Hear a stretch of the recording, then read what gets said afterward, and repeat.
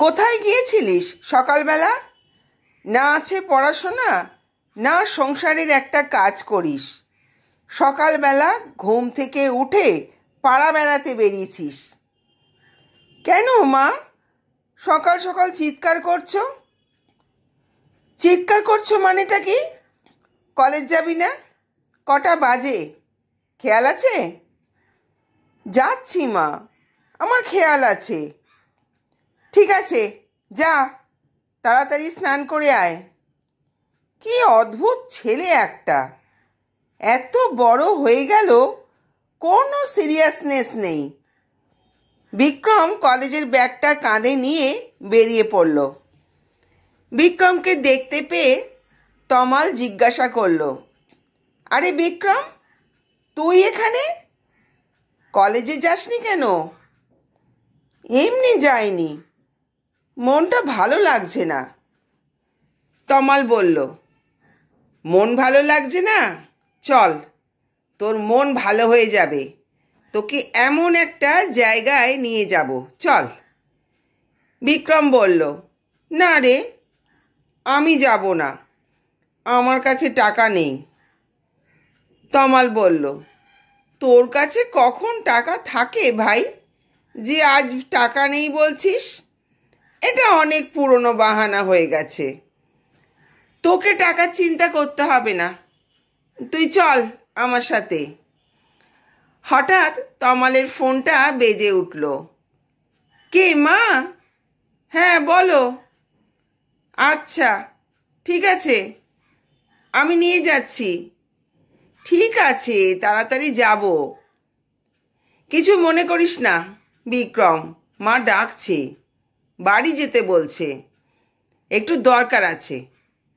আজ নয়, অন্য একদিন তোকে নিয়ে যাব, কথা দিলাম। বিক্রম বলল, না না ঠিক আছে, কিন্তু তোর মার কাছেও মোবাইল থাকে? তমাল হেসে বলল, মার কাছে কেন রে? আমাদের বাড়ির কাজের লোকেরও মোবাইল আছে। আজকের দিনে মোবাইল ছাড়া 1 মিনিটও কেউ থাকতে পারে? বিক্রম বলল, হবে হয়তো, তোরা ভাগ্যবান, আমার তো মোবাইল নেই। তুই ঠিকই বলেছিস, আজকাল যে রাস্তায় ভিক্ষা করে তারও মোবাইল থাকে। তমাল বলল, এরকম বলছিস কেন? এখন একটু বুদ্ধি খাটালেই টাকা রোজগার করা যায়। হ্যাঁ, তবে মাথা খাটাতে হবে। মোবাইল কেন, তুই অনেক টাকা রোজগার করতে পারবি, যা দিয়ে বাড়ি গাড়ি সবই হবে, শুধু একটু বুদ্ধি, বুঝলি? চল চল, দেরি হয়ে যাচ্ছে। মা তাড়াতাড়ি বাড়ি ফিরতে বলল। আসি, অন্য একদিন দেখা হবে। কিরে বিক্রম, কোথায় গিয়েছিলিস এতক্ষণ? আমি তোর জন্য বসে আছি, কি রাজকার্য করে এলে শুনি? কেন মা, সব সময় তুমি এভাবে আমার সঙ্গে কথা বলো?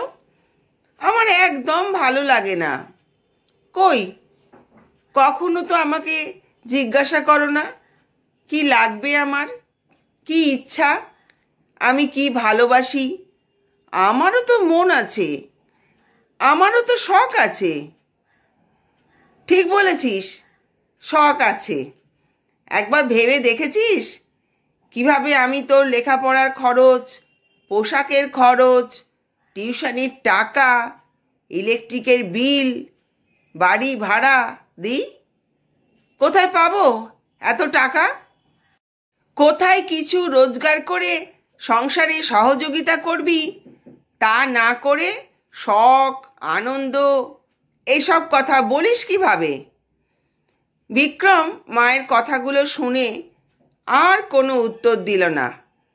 নিজের ঘরে গিয়ে ভাবতে লাগলো, না, এভাবে কিছুই হবে না, কোনোভাবে বুদ্ধি খাটাতে হবে, পয়সা জোগাড় করতে হবে, তবেই ভালো জামা কাপড়, মোবাইল, বাইক এসব কিনতে পারবো।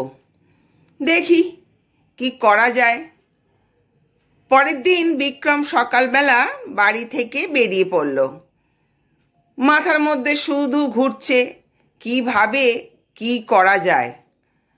অন্যমনস্ক হয়ে চলতে থাকায় হঠাৎ একটা গাড়ি এসে বিক্রমকে ধাক্কা মারে।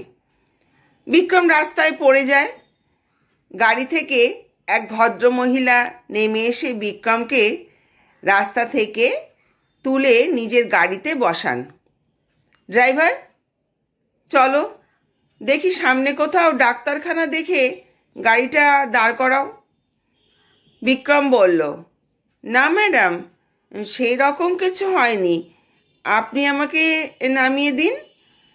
আমারই ভুল ছিল, আসলে বাড়িতে মা অসুস্থ, চিকিৎসার জন্য অনেক টাকা লাগবে, সেই চিন্তা করতে করতে হাঁটছিলাম, তাই। মহিলাটি জিজ্ঞাসা করলেন, কি হয়েছে তোমার মায়ের? চিকিৎসা করাতে কত টাকা লাগবে? তুমি কালকে এই ঠিকানায় আমার সঙ্গে যোগাযোগ করো, দেখি কি করতে পারি। পরের দিন বিক্রম সেই ঠিকানায় পৌঁছে গেল। সব শুনে ম্যাডাম 10,000 টাকা বিক্রমের হাতে দিয়ে বললেন, তুমি এই টাকাটা নাও, মায়ের চিকিৎসা করাবে। বিক্রম টাকাটা হাতে নিয়ে বলল, খুব উপকার হলো ম্যাডাম, কিন্তু আপনি যদি আমাকে একটা চাকরির ব্যবস্থা করে দেন তাহলে খুব ভালো হয়। অসুস্থ মাকে নিয়ে খুবই কষ্টের মধ্যে দিন কাটে। শুনে ম্যাডাম বললেন, ঠিক আছে, তুমি কাল থেকে আমার অফিসে জয়েন করো। আমি ম্যানেজারকে বলে রাখবো, উনি তোমাকে সব বলে দেবেন। বিক্রম বলল, ম্যাডাম, কি কাজ করতে হবে? বিক্রম, আমি তোমাকে বিশ্বাস করে কাজটা দিলাম। আমার এখানে পেমেন্ট কালেকশনের কিছু কাজ আছে, তোমাকে বলে দেওয়া হবে, তুমি সেখান থেকে পেমেন্ট কালেকশন করে আমাকে এনে দেবে, কিন্তু খুব সাবধানতার সঙ্গে কাজটা করবে। নগদ টাকার ব্যাপার, খেয়াল করে কাজ করবে, যেন হিসেবের কোনো গোলমাল না হয়। তবে তুমি তোমার মায়ের প্রতি এত যত্নবান, দায়িত্বশীল, তোমার মানসিকতা ভালো, এটাই তোমার চাকরি পাওয়ার মাপকাঠি ছিল। আর আমি মনে করি এরকম মানসিকতার মানুষ আজকাল দুর্লভ। ঠিক আছে, কাল থেকে মন দিয়ে কাজ শুরু করো। পরের দিন থেকে ম্যানেজার বাবু বিক্রমকে বিভিন্ন জায়গার ঠিকানা দিয়ে পাঠাতে লাগলো। বিক্রম টাকা কালেকশন করে ম্যানেজার বাবুকে এনে দিতে শুরু করলো। অফিসে বিক্রমের মতো আরও কয়েকজন আছে। দিনের শেষে সমস্ত টাকা ম্যাডামের কাছে জমা পড়ে। সারা মাস কাজ করার পর ম্যাডাম মাহিনা হিসেবে 10,000 টাকা বিক্রমকে দিয়ে বললেন, এটা রাখো, কয়েক মাস ঠিকমতো কাজ করলে আমি বেতন আবার বাড়িয়ে দেব। 10,000 টাকা হাতে নিয়ে বিক্রম ভাবল, প্রতিদিন ম্যাডামের কাছে এত টাকা আসে আর তার ব্যাংকে জমা দেন, আর আমাকে মাত্র 10,000। এই টাকা দিয়ে আমার সমস্ত শখ মেটাতে অনেক সময় লেগে যাবে। ছটপট করতে থাকে কিভাবে আরও কিছু টাকা পাওয়া যায়।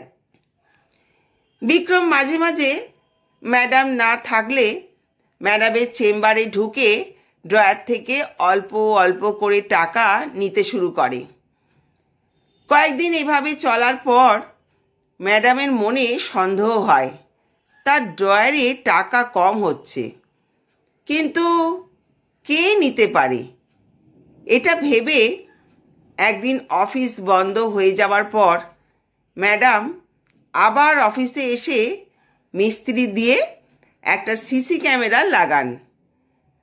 যার ফলে কেউ সেভাবে বুঝতে পারে না যে অফিসে ক্যামেরা লাগানো হয়েছে।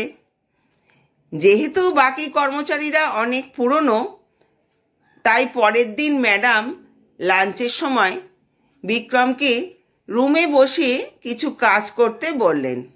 সুযোগ পেয়ে লোভ সামলাতে না পেরে বিক্রম ড্রয়ার থেকে একটা টাকা ভর্তি খাম নিজের পকেটে ঢোকাতে গেলে ম্যাডাম সঙ্গে সঙ্গে রুমে প্রবেশ করে, আর হাতে নাতে বিক্রমের কুকীর্তি ফাঁস হয়ে যায়। ধরা পড়ে বিক্রম কাঁদতে শুরু করে, বলতে থাকে, ম্যাডাম, এবারের জন্য আমাকে ক্ষমা করে দিন, আমি আর কোনো দিন এরকম কাজ করব না। ইতিমধ্যে ম্যাডাম বিক্রমের মাকে অফিসে ডেকে পাঠান। ম্যাডাম সমস্ত ঘটনা বিক্রমের মাকে বলেন। লজ্জায় ঘৃণায় তিনি ম্যাডামকে বলেন, ওকে পুলিশের হাতে দিয়ে দিন, আমি এমন ছেলে চাই না। তাই এতদিন ও বাড়িতে প্রায়ই নতুন নতুন জিনিস কিনে আনে, বললে বলে, মা, আমি এখন অনেক টাকা রোজগার করি। ছি ছি ম্যাডাম, আমি আপনাকে বলছি, আপনি ওকে জেলে দিন, বলে কাঁদতে থাকেন।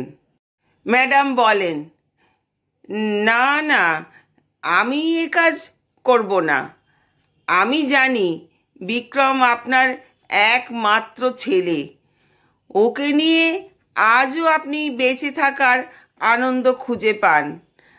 আপনার দুঃখ আমি বুঝতে পারছি, কিন্তু আপনার মানসিকতা আমাকে মুগ্ধ করেছে। আপনি নিজের ছেলের দোষ ঢাকতে না চেয়ে ওকে আমার হাতে সমর্পণ করেছেন।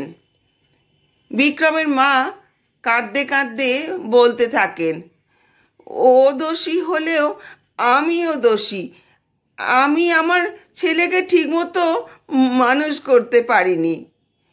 বিক্রম নিজের ভুল বুঝতে পেরে বলে, ম্যাডাম, আমি খুব তাড়াতাড়ি বড়লোক হওয়ার ইচ্ছে নিজেকে ঠিক রাখতে পারিনি। আমি ভুল করে ফেলেছি, আপনার কাছে নিজেকে অপরাধী করে ফেললাম। আপনি আমায় যে শাস্তি দেবেন আমি তা মাথা পেতে নেব। আমার সাজা হওয়াই উচিত। আমি আমার মায়ের সম্মান আজ নষ্ট করে দিয়েছি। যে মা এত স্বপ্ন নিয়ে আমাকে বড় করেছেন, তাকে সমাজের সামনে অপমানিত হতে হয়েছে শুধু আমার জন্য। ম্যাডাম বললেন, ঠিক আছে, তুমি যখন নিজের ভুল বুঝতে পেরেছ, এই বারের জন্য আমি তোমায় ক্ষমা করে দিলাম। আর শোনো, এইভাবে নয়, পরিশ্রম করে সম্মানের সঙ্গে সফলতা সমাজে প্রতিষ্ঠিত হবার চাবিকাঠি। কখনো কোনো অসুবিধা হলে তুমি আমায় বলবে, আমি তোমার সমস্যার সমাধান করব। মনে থাকবে? যাও, কাল থেকে ঠিক সময় অফিসে এসে যাবে।